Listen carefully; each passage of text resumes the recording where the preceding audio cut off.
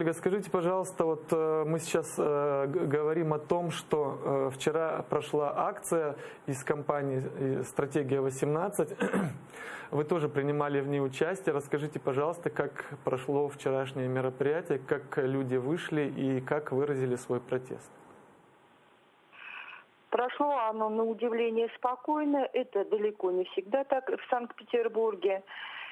На самом деле говорить на такие темы, как аннексия Крыма, как положение на оккупированных территориях крымских татар, в Петербурге не вполне безопасно с двух сторон. Во-первых, бывают нападения неадекватных людей, зомбированных телевизором. Во-вторых, бывают иногда какие-то странные капризы, я бы так сказала, полиции, в общем-то, не имеющие отношения даже к российским законам. Вчера, тем не менее, ничего не случилось подобного. И мы совершенно благополучно провели серию одиночных пикетов, которые были посвящены самым разным темам, связанным именно с преследованием крымских татар. В настоящий момент в основном уделили время и внимание тем событиям, которые произошли в течение последнего месяца.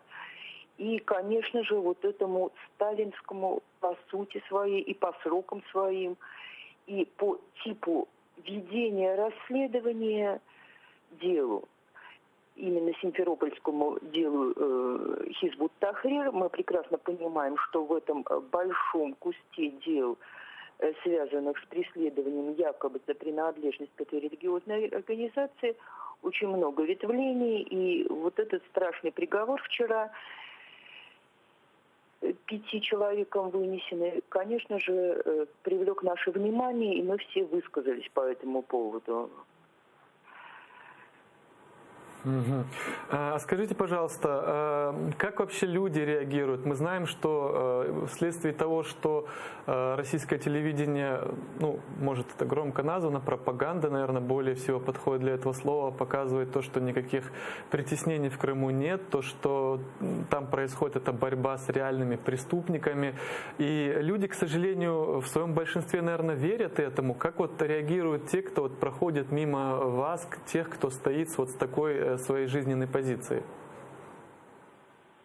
Реакция очень разная. Бывает, как ни странно, поддержка.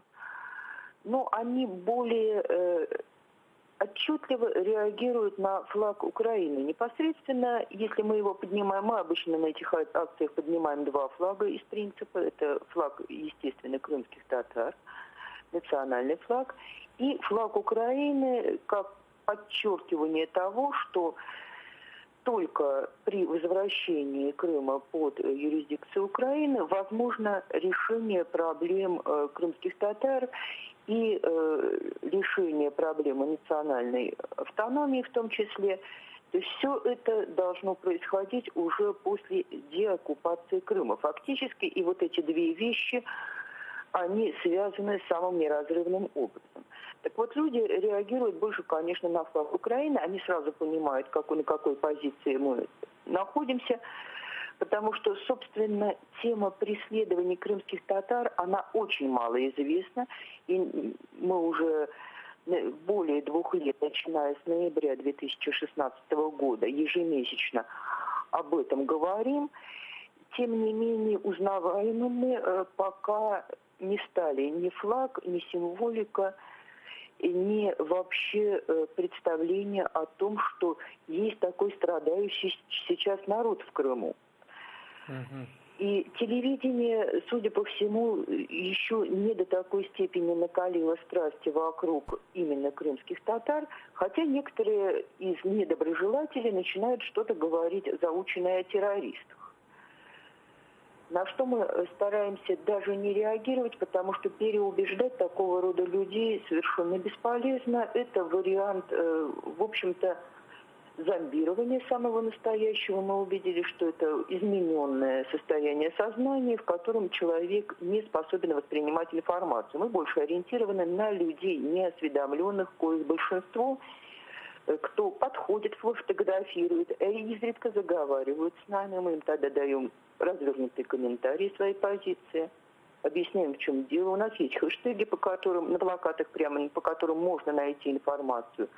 Люди более или менее грамотные и смогут, я уверена, найти информацию сами, если мы просто акцентируем эту проблему текстами плакатов и своим выходом на Невский проспект.